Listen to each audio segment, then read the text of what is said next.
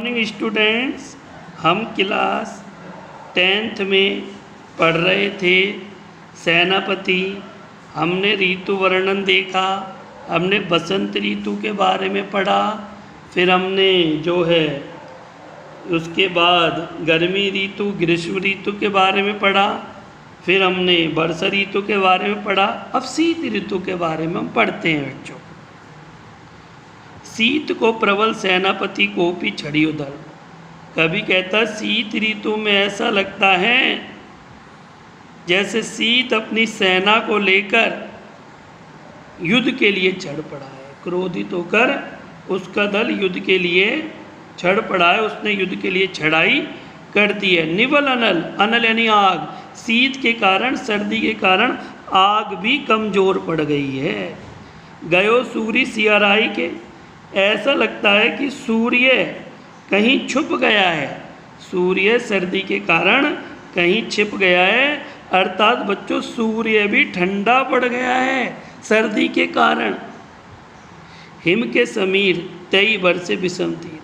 कभी कहता है बर्फ़ के तीर ऐसे चल रहे हैं, ऐसे बर्फ़ के तीर चलने लगते हैं सर्दियों में कि जैसे कोई विषम तीर यानी कोई भयंकर तीर बरसा रहा हो, ऐसा ठंड लगने लगती है।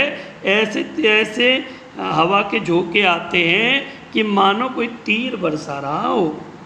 रहिए गरम भवन कोनन में जाई के, भवन यानी भवन, ऐसा लगता है गरम हवा कहीं कोने में जाकर छिप गई है, जैसे कोई ग्रह के कोने में जाकर गरम हवा छिप गई है। धूप नैनन भये, लोग आग पर गिर रहे। लोगों ने आग जलाकर बैठे हुए हैं, आग के कारण धुआं निकल रही है, धुएं के कारण आग आँखों से आंसू बह रहे हैं, लोग आग पर गिरे जा रहे हैं। इतनी सर्दी लग रही है कि लोग किस पर गिरे जा रहे हैं, आग पर गिर रहे हैं।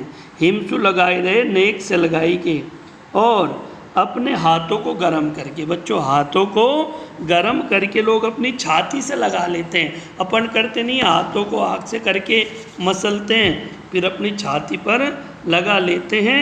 ऐसा लोग कर रहे हैं मानो बीत जानी महाशीत से पसारी पानी। ऐसा लगता है महाशीत के कारण जो है हम भयभीत होकर अपने हाथों को छुपा लेते हैं। सीने से क्या छुपा लेते हैं, अपने हाथों को छुपा लेते हैं।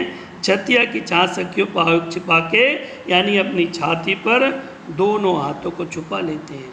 कवि सेनापति कहते हैं शीत ऋतु की शक्तिशाली सेना ने जग जीवन पर क्रोधित होकर चढ़ाई कर दी है। इस कारण अग्नि शक्तिहीन हो गई है, सूर्य ठंडा पड़ गया है और सर्दी से रक्षा नहीं कर पा रहा है। बर्फ़ जैसी ठंडी पवन शीत की सेना द्वारा बरसाए रहे भयंकर तीरों के समान है। शीत के भय से बेचारी गर्मी भी कोनों में जाकर छिप गई है। लोग आग जला रहे हैं, आँखों से आंसू बह रहे हैं धुएं के कारण।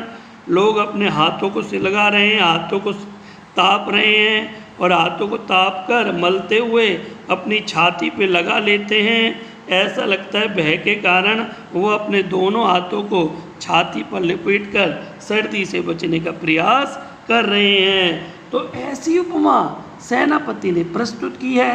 इसमें जो है बेटा आपका आज जो है चैप्टर क्लोज हो गया है। इसमें सभी में अधिकार, रूपक, सलेश अलंकार की प्रभावना हुई है और जो है भाषा ध्वनि सौंदर्य से गमक रही है। वर्षा के मतलब शीत के दृश्य को मानवीकरण रूप से स्थापित किया गया है।